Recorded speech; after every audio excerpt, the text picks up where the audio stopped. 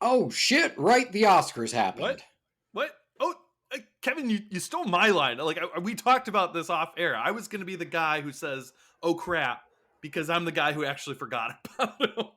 But I was genuinely surprised, man. Yeah, Oh, nope, nope, no, it's fine. Look, we here at Trailer Hitch, we usually talk about the Oscars. I say we don't break with tradition. I say we keep going. So we can say something about the Oscars. What I'm getting out of that is you didn't watch them?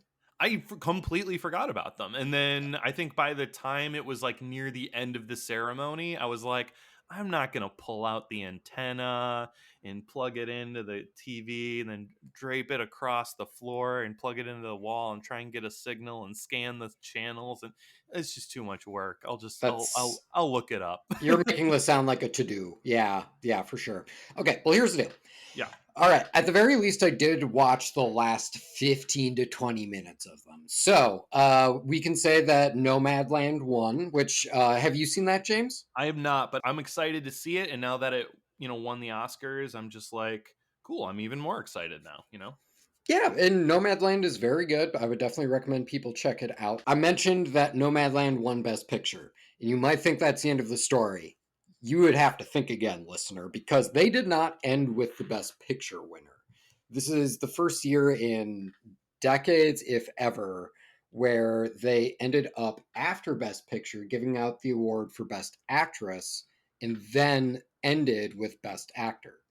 Now, ABC has come out and confirmed their idea behind it was they were all convinced that Chadwick Boseman would win a posthumous Oscar for Ma Rainey's Black Bottom. And so everyone was all prepped for it. The idea was we would end on this sweet and tender and emotional moment. And then they opened up the envelope and Anthony fucking Hopkins won.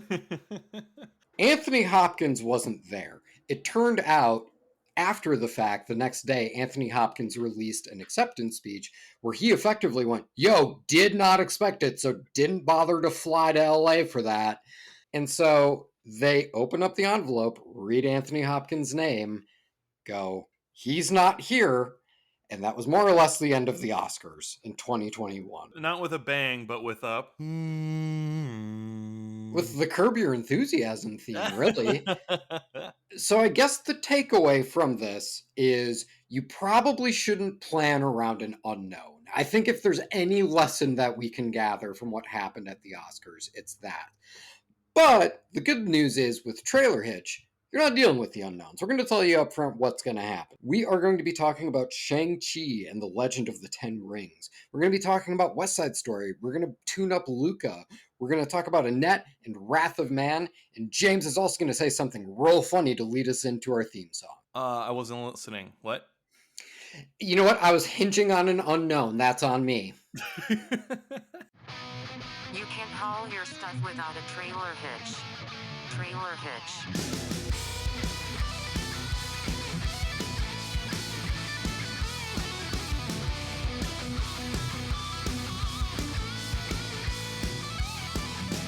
Turn the lights, grab a seat, pour yourselves some whiskey neat. It's time to judge the shit out of these future releases by the movie trailers. We're trailer hits. This movie might totally suck, but the whiskey sure is going down fine. Yeah, we're trailer hits. Actually, you know what? In retrospect, that was a good anti-joke, James. Thank you very much for that. Hi, welcome to Trailer Hitch. I'm Kevin. Hi, welcome to. I was trying to be witty and quick with another anti joke about a podcast that this isn't, but this is Trailer Hitch, and I'm your co host, James. So there you go. Yes, indeed, this is not my favorite murder. Dang it. We are a It's a good movie one. trailer review podcast where we rate and review movie trailers on a scale of need to see more, or never need to see. If James and I both give a trailer a need to see rating, we celebrate. Then we go see the movie, report back to you guys in a segment called Trailer in the Rear View, where in which we talk about the film in retrospect and then review the movie writ large. Now, granted, yes, these days it is a shorter walk. We're just going to our couches, buying that $20 early access, but we are still operating under the predication of would we pay full price for this? Would we go see it in a theater if that is something that we can do once we're vaccinated and it is safe to do so? Or is this something that we would pay $20 for on Amazon and potentially regret it? So, we got a lot to cover tonight, James. Yeah.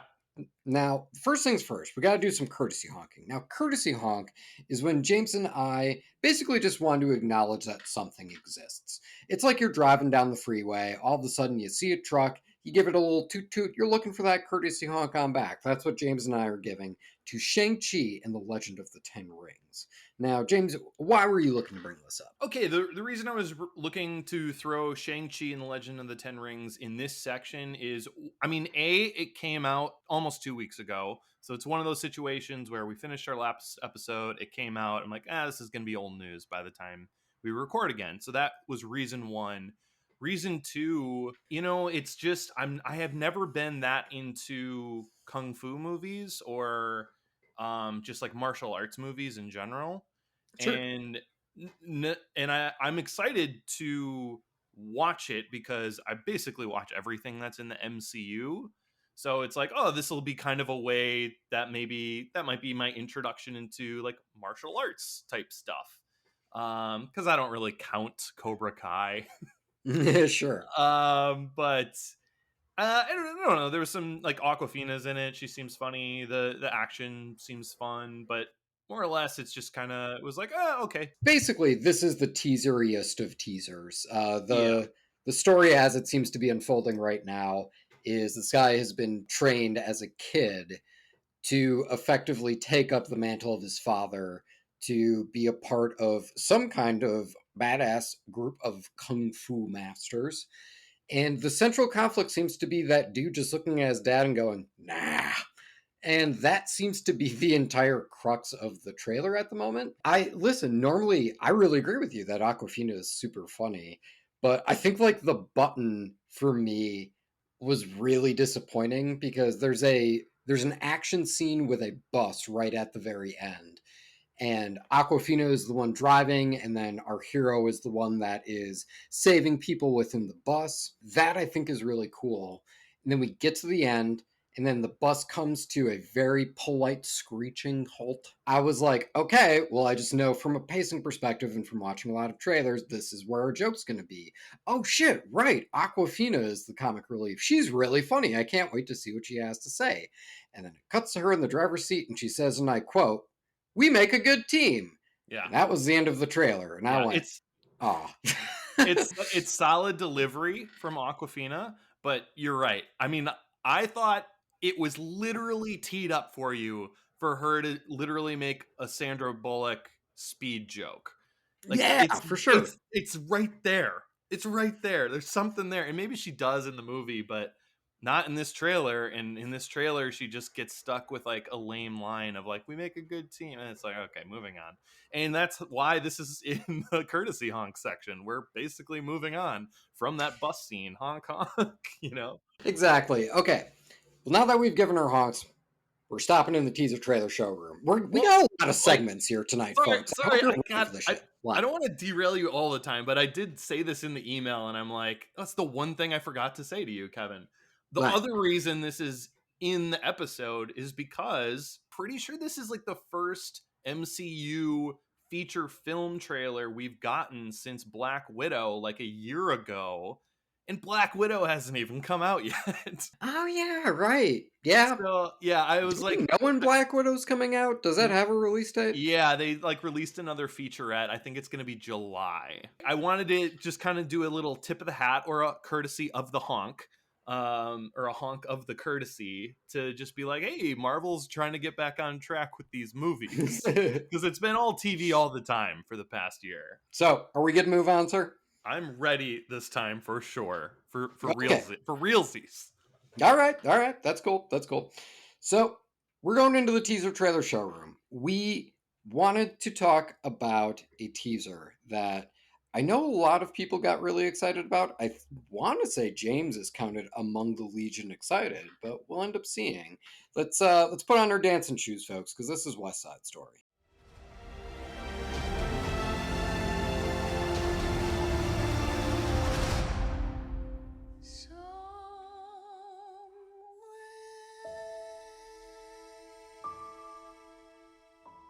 All right, James. So you've seen West Side Story, the original, yeah? Absolutely. Yeah, I've seen the movie. And I've also seen a couple stage performances of it, usually like amateur community theater stuff, but it's always good because I just love that show so much.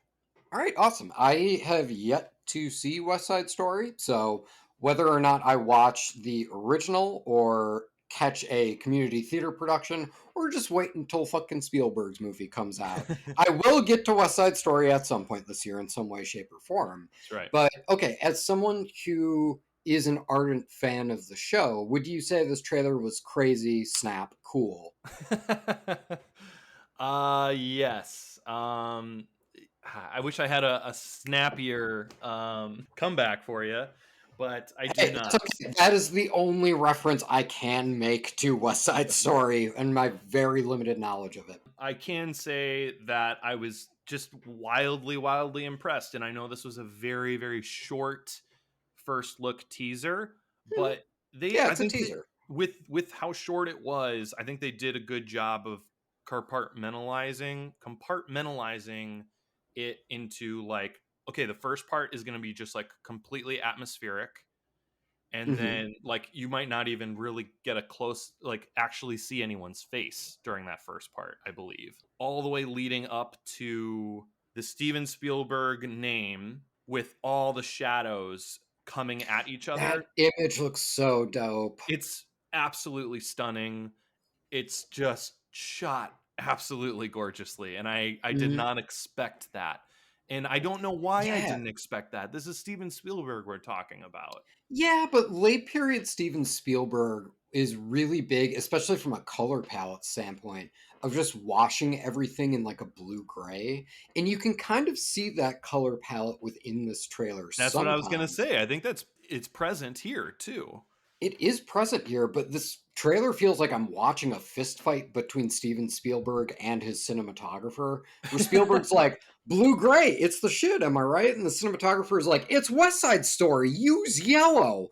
And so it's like you get, yeah, like this really dynamic range. And bear in mind, maybe once we get another trailer, or obviously, hopefully, at some point see the movie, there might be some motivation to when we go with the late era Spielberg blue grays versus incorporating some of like those more dynamic colors. There might be some motivation behind it. But at least for right now, yeah, I was noticing that back and forth throughout this trailer, and it did make for a really visually dynamic watch. Yeah, it'd be really interesting if it's just like, oh, this is like the most colorful Steven Spielberg's films have looked in a long time. And then it gets to the musical number, I Feel Pretty, and it's just gray blue. And just during the entire musical number that it's like this should be bursting with color here. The I Feel Pretty, oh so pretty. So it that atmospheric aspect of the teaser ends with the shadows crossing in, basically blotting out the Steven Spielberg name as the gangs converge, right? Yeah. Then it like kind of cuts to black real quick, and we get this second part, which is just this really soft melody in one of the songs from the film over it. Again, it's all visuals. We don't really get any dialogue, but it's really setting a tone, and it's giving us a sense for the story through visual storytelling in this teaser. I think it's really beautiful and brilliantly made. Yeah, no, I absolutely think that the cutting here is really top notch, and yeah, this does give me a really good taste for West Side Story. And I also want to give props to whoever the first person is to cut a trailer where it's the West Side Story gang having a dance off with the In the Heights cast, because we all know that shit's on the table, and whoever gets to it first, congrats on all the Yeah. views. Well, yeah, one of them is going to be like, New York's the best, Puerto Rico's awesome too, and the other one's like, no, we think New York's the best and Puerto Rico's awesome. Wait, what are we fighting about? It's literally going to be the culmination of this mashup here. Basically, but yeah, I mean that is going to be, I'm sure, kind of the story by the end of the year is, are you team In the Heights or are you team West Side Story? And And I don't have a dog in that fight because I've been over the moon, and look, I've seen more for In the Heights, and I'm just cannot sure, freaking wait for that movie. But with this, I'm like, no, these two movies can coexist together, and you don't have to be like team In the Heights or team West Side Story. I'm ready to just love both of these. So Oh yeah, no, absolutely. Lin-Manuel Miranda, as far as we can tell, doesn't have a competitive bone in his body. But how wild would that be if he got to the end of the year and was just like, "Eat shit, Spielberg!" Like this was the turnaround for it. eat shit Spielberg and eat shit Leonard Bernstein. I do agree with you, James. So far, West Side Story is looking good. I will just say for the next trailer, though, and I need you all to listen carefully. Show me some singing, cowards. Because James and I have talked about musical trailers in the past that seemed really averse to showing singing within the trailer. And we felt like we had turned a corner on that. But then we started taking a couple steps back. We were starting to get some musical trailers that were effectively hiding it again. And so, West Side Story, we all know what you are. You don't have to trick anyone into coming into the theater and going, "What? It's singing? Oh, but I already paid money." Yeah. No. We all know what's up. Give me some of that singing. I'm And looking forward to that. I think they will. I think first full feature trailer, I think it'll be singing, because this didn't even have dialogue in it, really. It was just Correct. there was singing, but it was, it was underneath everything, kind of like a montage. I don't think they're gonna hide it, and I hope they don't. I'm right there with you, Kevin. Like, don't be cowards about it. James, we got to move on. We got to get out of this here teaser trailer showroom. Yes. God, there are so many fucking segments tonight. We have a tune up next. But we're crushing them. We're crushing them, though. We're knocking them out left and right. Yes. Yep. Okay. So James and I have previously talked about Disney and Pixar's Luca, but there's another trailer in the mix. So let's move on from the sharks of West Side Story to the fish people of Luca. Something's fishy with you two. This is too dangerous. Yes. I know your problem. You got a Bruno in your head. A Bruno. Say, Silencio Bruno. Silencio Bruno. Louder. Silencio Bruno. Silencio Bruno. Silencio Bruno. Silencio Bruno. Can you still hear him? Nope, just you. Good. Now hang on. Silencio Bruno. Okay, yes. So this is, I believe this is the first full trailer for Luca. Is that correct, James? Technically, yeah, this is trailer number 1. What we talked about before was probably a teaser, but I think we gave it a full-on rating, didn't we? Eagle-eared listeners, right on in to trailerhitchmailbox@gmail.com if you remember what James and I did with Luca, if we rated her or not. That's right. Either Kevin and I have literally never made a mistake because you guys never pointed out, or you guys just think we're too charming to really want to tell us we're wrong. Either that or like a carrier pigeon's gonna hit my fucking window with a note that just says every mistake we've ever made. But enough about that. All right, we gotta talk about Luca. So right here, we have a trailer so Italian it mailed me a bulletproof vest with a fish in it.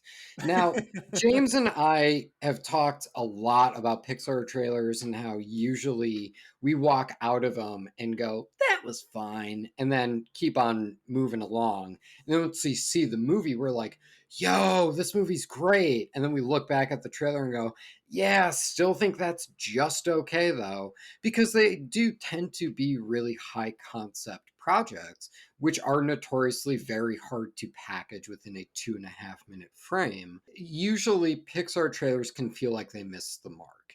Now with Luca, I did kind of feel that way. I do think that the visuals here still look really great. But I don't know about you, James, but I really felt the length with this trailer. It did feel really long because we have our setup where it's the mermaid mer people thing, then we get them on the island. Then there's like this whole shebang with accidentally knocking over someone's bike, and though it doesn't break, he's still mad. And then a right-headed girl comes up on a bike, and then like there are so many things that end up happening through this trailer that I'm sure, again, if you give me like a full 90 minutes with it, we'll probably play like gangbusters. But yeah, within 2.5 minutes, I just kind of felt like it was a bit overstuffed. But how about you? I think so. And not to, put the carriage before the horse, but the button of the trailer, which, buttons they tend to be pretty short, or they should be. Like, that's kind of like the point of buttons. even that one like played really long. It was like two different scenes that they cut together to make it into like this joke, this ending joke for the trailer. And it's like they're just looking at a fisherman or someone that drove past the fisherman boat being like, "Hey, stupido," or something like that. And then it's Yeah. like cut to them walking past two women, and he's like, "Okay, say it to her." And they do. And then there's a really long, beat, and then the women hit them in the head, and then that's it. And it's just like, I don't know, maybe it would have been funnier if it was no, it's just such a long button that I just don't think it worked. And I think that's a testament to the length of the trailer in itself. It felt very, yeah, like you said, it's just like a and then, but it didn't like really feel like it went together a Yeah, whole it didn't lot. really flow that well. It didn't flow And great. Yeah. there was also just like some things where the Silencio Bruno moment in this trailer, Mhm. it's like I'm going to take it as just Bruno is what he happened to name his self-doubt. But without really any context, I was like, I'm not really sure like if Bruno is another character in this I movie. mean, Is it like kind of, I'll tell you what, I think it plays very much like that ending button stupido joke where this character clearly heard someone say Silencio Bruno at some point and he misunderstood what it meant. And now mhm, he's trying to teach Luca this whole Silencio Bruno thing, but like we missed the joke of the context of the other character learning it. I think that's what it's supposed. Look, I think we're dissecting this way too much because I was kind of disappointed in this. I'm like you said, visually, I think it's really great, and I love mhm. how Pixar is leaning into not 100%. Like I like how they're switching up their animation style, and this animation style isn't like ultra realistic, like a Andy in Toy Story 3 or like any of the humans in Toy Story 4, where they're practically looking like real people now. Right. Like these characters are so obviously caricatures that I really like that and I dig that and I want them to have more variation with their animation. So I dig Mhm. that. I think the energy is fun, the colors are beautiful, the performances seem really good and charming and great. But yeah, as a trailer, it just kind of doesn't flow. I'm just kind of like, okay, yeah. Yeah, for me, it's really the visuals are the only thing that are kind of keeping me in there, just Yeah. because I think something that we're missing, and maybe this was something that was just concocted for the last teaser, but the homosexual subtext that was in that last teaser, I really didn't feel that come through at all with this trailer. I wanted to bring that up as well. I don't think it was wiped away entirely, but it was definitely, I think that possible subtext is now getting a little muddled with this new trailer. And Hmm. so I can still see it between the two male characters, but now that they've introduced this redheaded girl character, there is one particular scene where she's like leaning in pretty close to Luca, and I'm just kind of like, okay, maybe they're shying away from this, this subtext, which would be a real shame if that's the point of the movie and the advertising is shying away from it now. Yeah, just because I do think it does derail once you introduce the girl, because then it's just the girl takes him to her father's house, and then he really likes to cut up fish, and bear in mind, I still like that gag in the kitchen where Luca gets freaked out and accidentally splashes his friend and potential crush with a glass of water, who then turns into a fish, so he's got to dive on him. I do think that that is a really strong visual gag. But Yeah. then I noticed that this trailer definitely kind of like the trailer ended up kind of repeating it during that like quasi chase sequence with the boat where one of the characters gets splashed with water again, and then they gotta like hide him really quick. Is that And going to be this whole movie though? Is like that same yeah, joke? yeah, exactly. Like that's Yeah. something that I think is really funny one time. But yeah, unless you find riffs and variations on it, yeah, I definitely don't want to see it repeated too much. And that was Yeah. also a source of concern.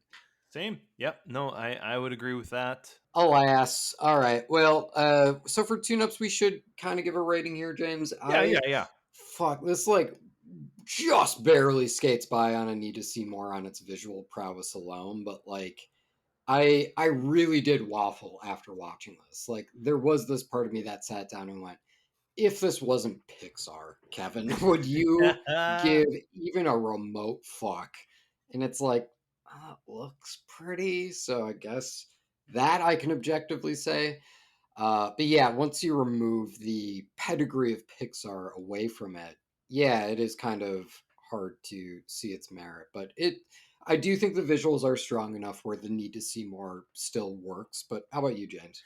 I think I'm in the same boat. I don't remember if we gave it the teaser a rating. We probably didn't. But if I did, I probably would have given it a need to see.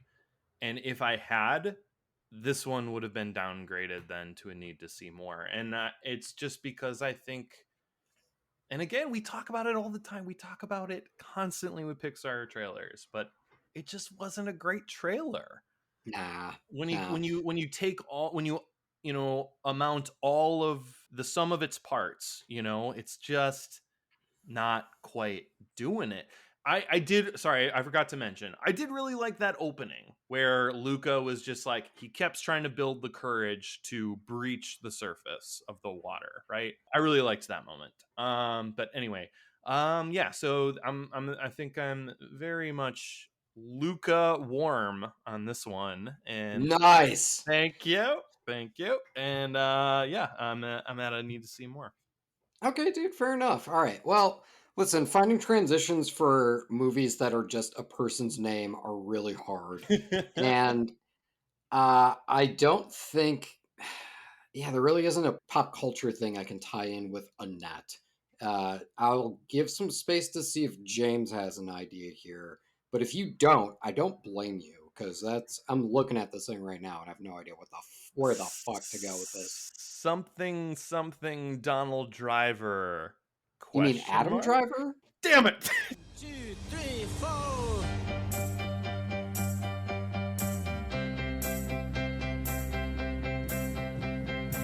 So may we start.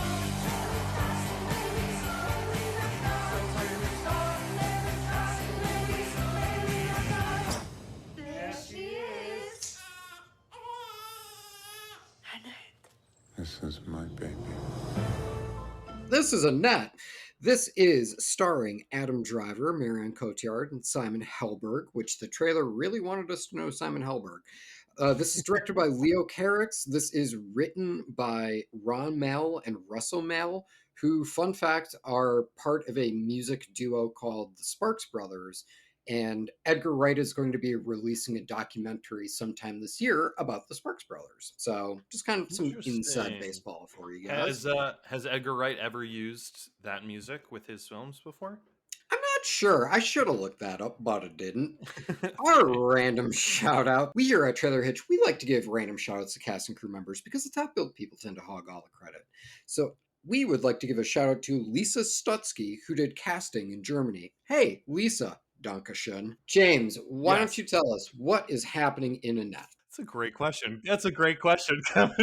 It does start very I don't want to say normal, but I guess that might be fitting depending on As normal as this trailer could get, yes. yeah. So it starts with Adam Driver just kind of talking about love and his love for this woman, and I basically, like, it makes sense why I love her, but why she would love me. And then there's like a dramatic pause, and over all this, there was just some pretty imagery of a relationship. And You do see like the infatuation starting because you have Annette played by Marion Cotillard in a bed, kind of like I'm looking cute, and then Adam Driver, afraid of that love, promptly fucks off on a motorcycle, but then rides that motorcycle to go see Annette again. As the trailers would have us believe, with the magic of editing. With the magic of editing, of course, Yeah. but So all we have clear- is the trailer to go off of. Yeah, so clearly she is a entertainer of sorts, and she's in the public eye. As is Adam Driver's character. Yes. See, the first time I watched the trailer, I kind of got the impression, as I was watching it through until I got to a certain point in the trailer, I'm like, oh, he's just like a guy who this celebrity starts dating, and then he becomes in the limelight too. But then, as you're right, I think as the trailer goes, he's also a performer of sorts. Again, I say of sorts because I don't think the trailer, I don't think it goes out of its way to like really set up a whole lot in terms of like the the character's setup, which I think is it's a positive for the trailer. But it's weird. It's different. It's something I'm not used to when I'm watching trailers. And basically, sorry, I'm beating around the bush here, but basically the trailer gets to a point where Adam Driver is like, I mean, obviously, it's obvious why I love her. I mean, who wouldn't? But why she loves me is very puzzling because of reasons. And then the trailer, through visual storytelling, makes us feel very uneasy about Adam Driver's character. Not for I couldn't even point to a specific thing. Well, no, there's a couple specific things when it comes to the baby, when it comes to the baby, but there's a lot of it where I'm just kind of like, man, they're doing a really good job about me being like, I do not want to be in a same room as that guy, alone in a room with that guy, but I don't know exactly why. It's just the presence he exudes. You know what I mean?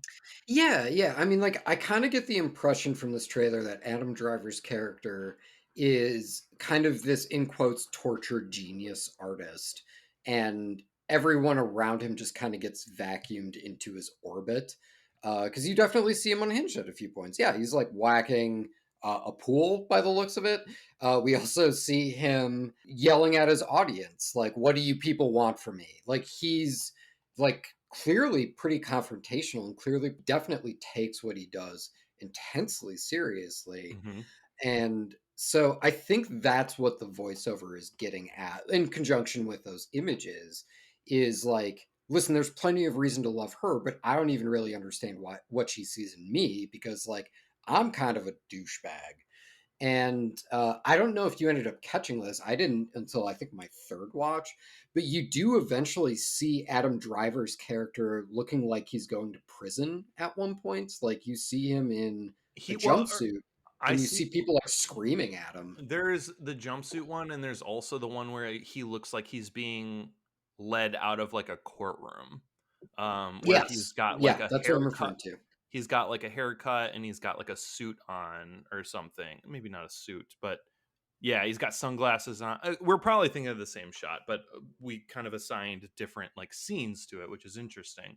But yeah, I think there's definitely some sort of dramatic stuff that happens between these characters. And a big centerpiece about this trailer is the child that they have together. Varying reasons and visuals as to why these two may not be great parents.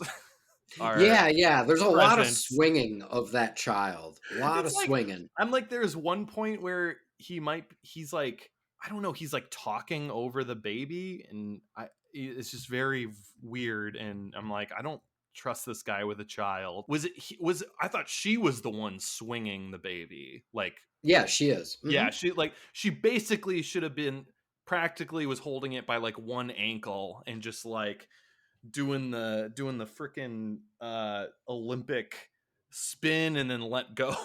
It looks like she's gearing up for that. Or the discus throw, you know.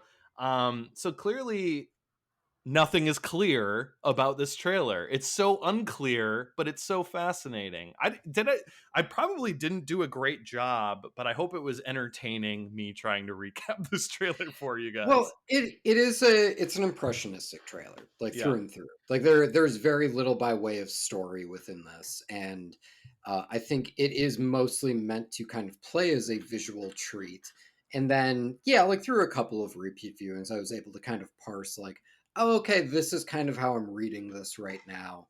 And I spent a long time actually wondering this type of story is usually a big no for me. Like, I'm usually not interested in stories where it's like, this is a tortured genius artist who, and then this woman falls in love with him. Because usually I end up looking at those stories and go, what the fuck does she see in him? This guy's such a tool. But I think a huge thing that like is kind of like assuaging that within the Annette trailer is the trailer calls it out. I mean, Adam Driver himself is like, I don't know what she sees in me. I'm kind of a dick. And we see that be reaffirmed throughout this trailer. And yeah, like the fact that he ends up, going to jail, being let out of a courtroom, whatever it may be, does seem like the movie isn't going to let him off the hook for that either. Okay, now that's something that I can run with. Now, bear in mind, like, again, from the purpose of this trailer, the story is very bare bones. Up to and including, I'm only, like, partly sure that Marion Cotillard's character is named Annette. He refers to her as Anne in the trailer, so Annette might be the child, but I'd like to go off of James' point and say that the child's name is probably Discus. So we don't really know a ton of specifics.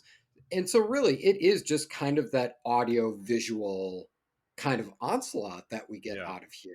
And I thought that shit looked great, if I'm being completely real with you. I loved all the stuff in the theater. I thought the cutting within this trailer, especially in that middle portion leading up to the climax, was so well done and I think flows incredibly well. But how about you? How are you feeling with that stuff? If you're talking about the visuals, the thing that absolutely stand out for me, I mean, the theater stuff is great, but the stuff that really stood out for me was like the really, um, not unrealistic, but it's just kind of like surreal looking stuff. Like at one point, Them on a boat? him and Yeah. Anne were like on a ship or something, and like the sky seemed very just like they were so obviously in a set, right? Mm-hmm. And there was a lot in like even when he's riding on a motorcycle, like it just looks like he's on a motorcycle in a studio, and they just like did not light the studio behind him so that they could just make it look pitch black. It's such a visually interesting style that I like was so intrigued by, because it lends itself to the mystery of like, what is this movie? So I was absolutely taken in by that. And then I like also want to shout out the image of Annette or whatever the baby Discus. The image of Discus being born is really fucking good too. well, him cutting the umbilical cord is Yeah. it's Mm-hmm. like timed perfectly with the music of the Mm-hmm. trailer, him opening the scissors and him closing the scissors. Everything is like dramatic all the way up to 11 in this Yeah. trailer, and it's awesome. Like you said, the pacing is incredible. It like really builds, and you don't even know why it's building so well, because you don't understand what's happening in the movie, but it's still building that well, and that's impressive. I just every time I see a new trailer with Adam Driver in it, I'm just constantly like, how fucking lucky are we that we live in a world where this actor gave it 130,000% to be in a Star Wars trilogy, and we have that on film. I can watch it anytime I want. He's a It's just like freaking acting treasure, and I'm I just so for you it. gave us so much build up and I was like, we all know it's heading to Star Wars, James. Just bring it on home, buddy. I just like I'm so fascinated with his acting. I could Oh, watch the it range all that guy has. I could Yeah. watch it all day, even if I'm not super into the movie. I'm just like, every scene he's in, I could watch that scene over and over again, because I think he's incredibly talented. He's so fucking funny. If you've seen him on SNL, you know that for sure. He is hilarious. He can do action, he can do drama, he can do it all. And I just yeah, I'm just a big fan, and this trailer seemed tailor fit for him to showcase what he's got for a weird movie like this. James, I'm happy to hear what you think about Adam Driver. What do you think about this trailer? What are you giving it? What are you rating it? Yeah, this is a need to see it for me, and not just because of Adam Driver. I think this trailer throws you so many curveballs, and you're still able to keep up with it, but it's just such a delight to follow along and keep up with the pace that it's presenting. I think it's just wildly inventive, and I'm really excited for this. Really excited. Need to see it. It's also a need to see for me. What? Cheers! Yay! Cheers, cheers, cheers. Cheers, cheers, cheers, cheers. We will end up seeing Annette. Now, bear in mind, we might go see that movie and it might not turn out to be what we're expecting or what we want it to be, which would incur a lot of wrath. Which, speaking of wrath, we do have one more trailer to talk about tonight, and that is The Wrath of Man. We have a new addition. May I introduce H? Cash trucks can be dangerous. You got your fucking friend. They're serious! Leave this to me. Store the money in the flatbed. Just do what he says. You're gonna get killed! Who is this fucking lunatic? Fuck Khan, we can do you one better. We got Wrath of Man. This is directed by Guy Ritchie. It is written by Nicholas Beaucrief, Eric Besnard, Guy Ritchie, Martin Davies, and Ivan Atkinson. This is starring Jason Statham, Holt McCall... Oh boy, I've never actually had to say your name, sir. I'm sorry. Holt McCallany. I hope that's pronounced right. Scott Eastwood, Andy Garcia. Our random shout out is going to go to John Baker, who is an armorer on this. Hey, John, we spaced on the trailer. It seems like you were pretty goddamn busy, bud. All right. Now, I will say, maybe you meant it, but your forget Khan. This is The Wrath of Man. Mm-hmm. That works on multiple levels. You do know that, right? We clearly just talked about Annette, which opened with the Cannes Film Festival. And then also on the more popular side of things, Wrath of Khan is the very famous Star Trek film. So yes, I just thought that's the one I intended. Yeah, it's got layers. It's got layers. It worked as a transition. It does have layers, but sir, please, I didn't say forget Khan. I said fuck Khan. Don't CeeLo Green radio edit me, sir. I am the PG-13 rated version of Kevin, I think. Guys, we got Wrath of Man here, and I know what you're thinking. Directed by Guy Ritchie, this should be a blast. Anyway, so we open on a red band trailer with a guy getting blasted in the face with a machine gun. And then some voiceover introduces a kid who's on the ground. Clearly, this is like some sort of heist. There's this kid that's laying on the ground, and they're introduced as Jason Statham's only son, who... also gets blasted. So he gets shot too. Jason Statham is not too happy about that, but ends up getting shot like 4 times, so he's got bigger problems. I'm just fucking with you. He's back up in the next scene, and he's fucking fine. And he's basically just like, well, want to know who killed my kid? What's up here? And we get some exposition about it being an inside job.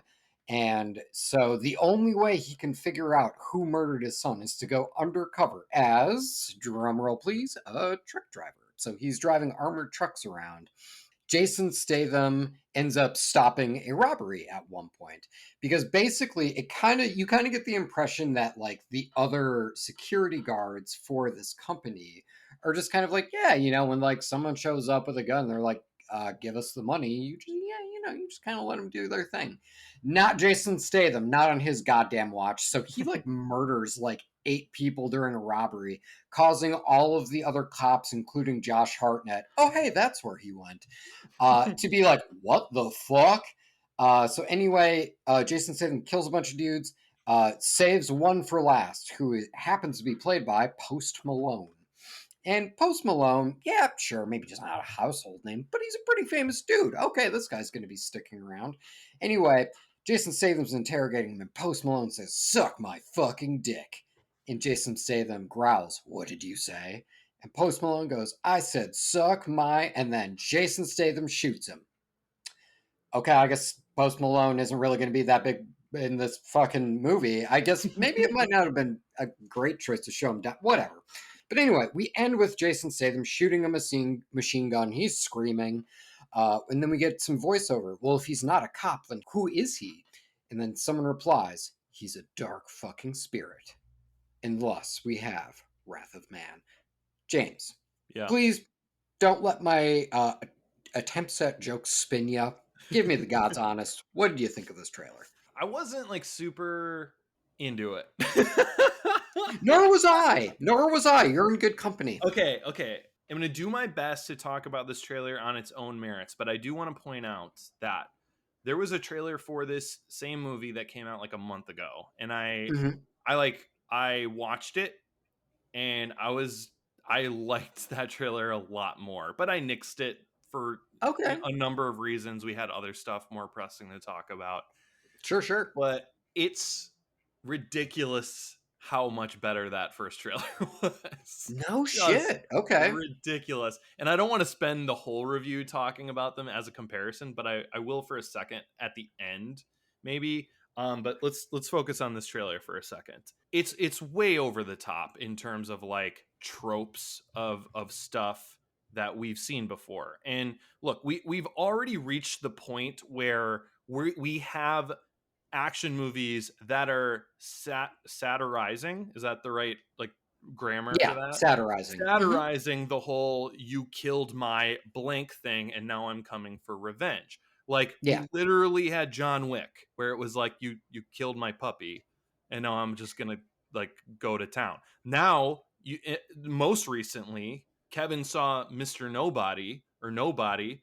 It's like we need the kitty cat bracelet. I'm gonna go on a revenge like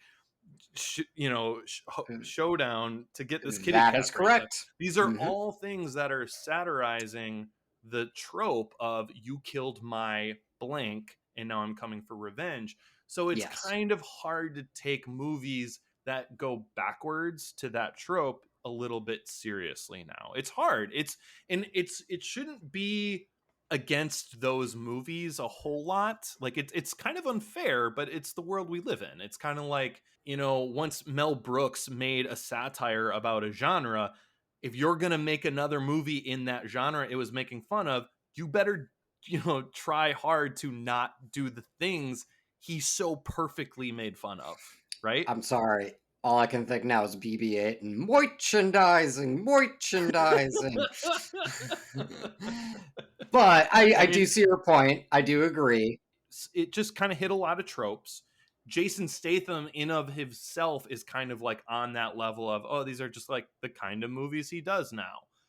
Add on top of it that it's a Guy Ritchie movie. You'd expect more yucks, Yeah. I mean, I did see King Arthur Legend of the Sword, and there I think there was attempt at humor there, but I didn't find anything funny or entertaining or good. Sure.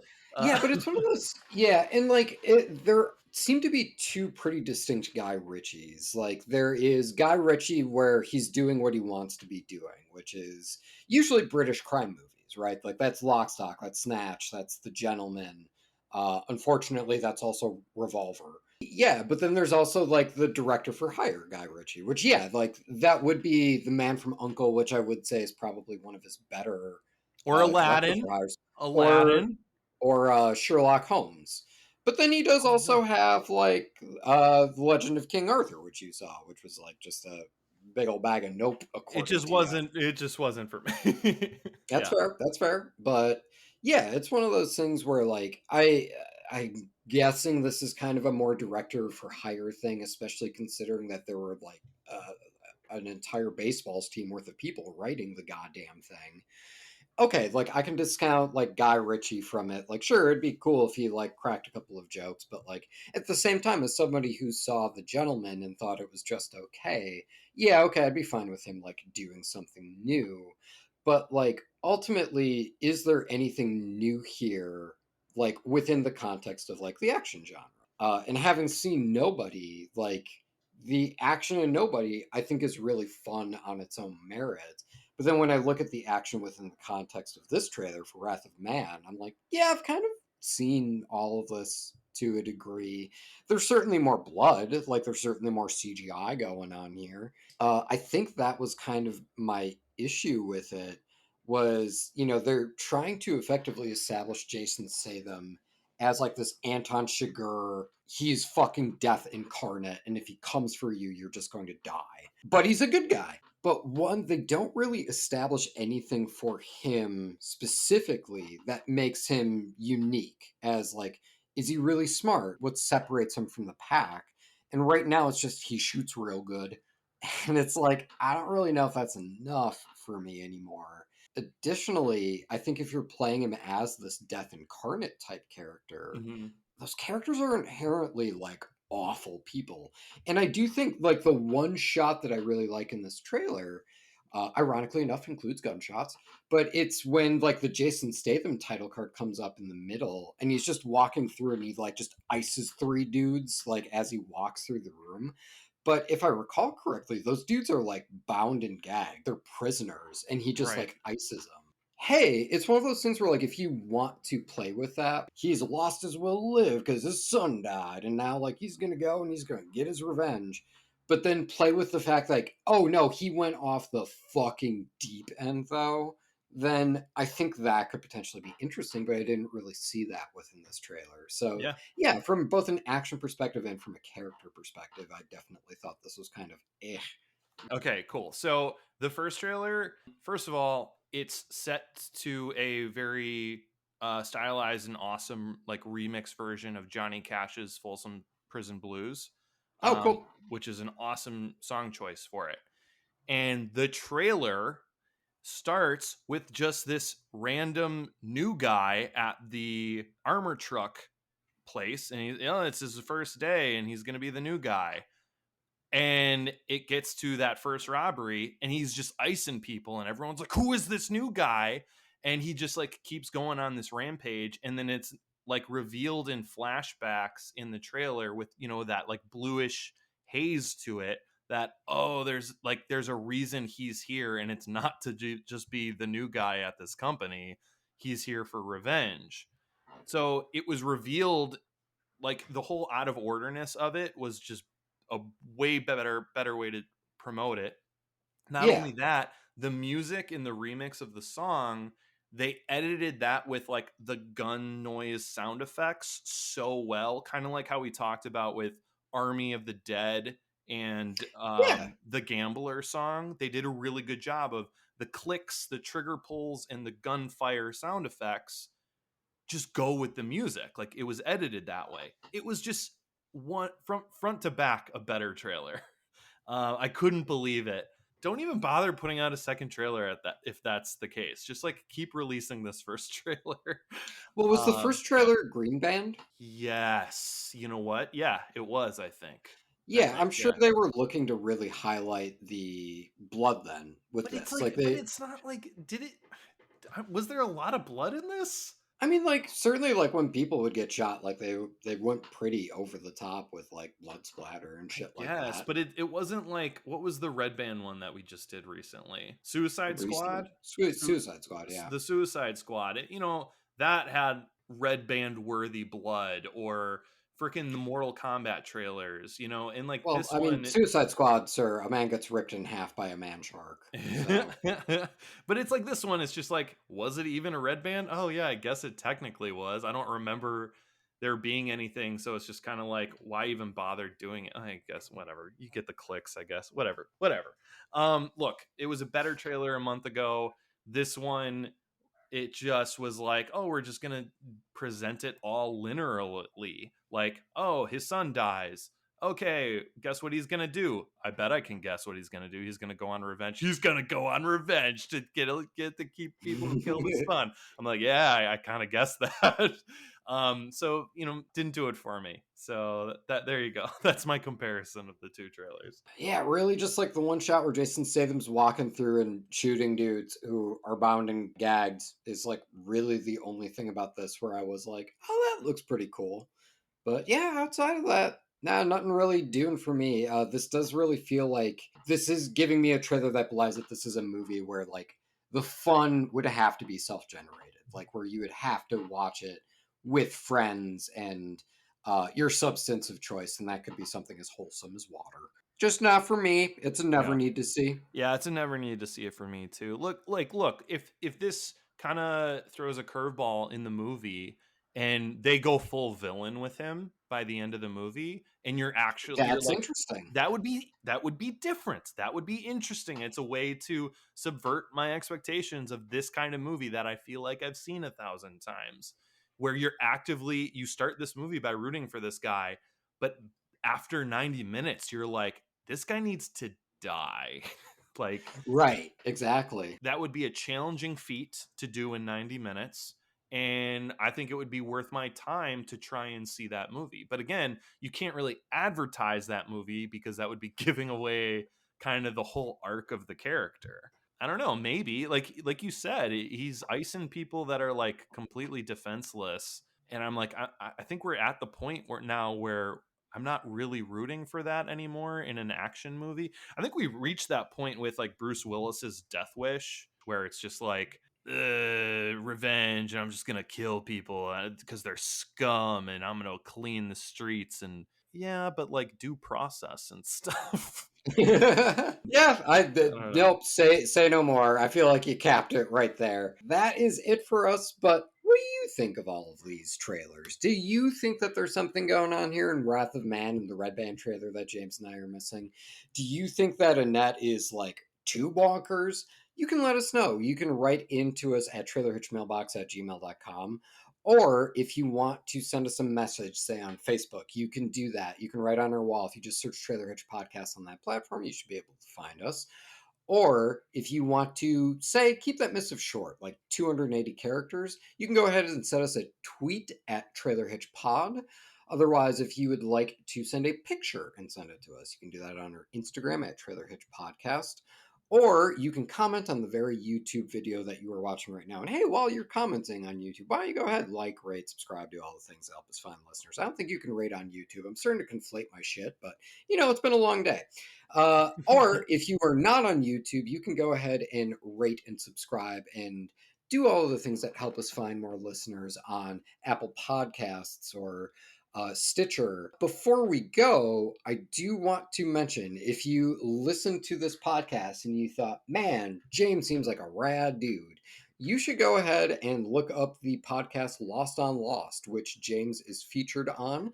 They had an episode that dropped. It'll be last week by the time this episode. Last Wednesday's premieres. episode. That's right. Yeah. Yes. And you can hear him talk about an episode of Lost. What did you do then? Did you do a Jack episode? It was a was Jack that... episode. It was from season 1 called All the Best Cowboys Have Daddy Issues. Yeah. Nice. Yep. And if you listen to this episode and you're like, well, James is good, but I like you too, Kevin. Well, first of all, elated to hear that. Second of all, don't worry. By the time this episode comes out, I think the following week, that's how time works. So a week from now, Kevin, a week from right now. A week from right now, there will be a Lost on Lost episode that I will be featured on. But also, you guys, Adam and JP, the co-hosts of that show, are absolutely hilarious. And you should listen to their podcast just all the time, because if you like Lost, if you like comedy, that's the podcast for you. Now, before we go, we would like to thank Danny Schmitz from Lost in a Name for the amazing intro that you hear at the top of every episode. We would like to thank Rachel Ashley for the amazing cover art that you see on our various social medias. You can find her work at Mighty Creations on Instagram. We would like to thank Jenny Hawks, our Bad Movie and social media correspondent, for her sterling work week in and week out. And we would also like to thank Casey Clowers for the amazing outro, which you will hear momentarily. You can't mount holy sails without a sailor stitch, and you can't haul your stuff without a trailer hitch.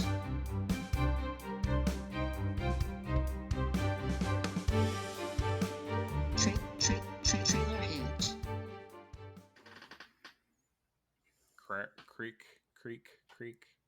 Creak. Ladies and gentlemen, welcome to the podcast, our new official third, my chair. Listen to it go. It's so loud.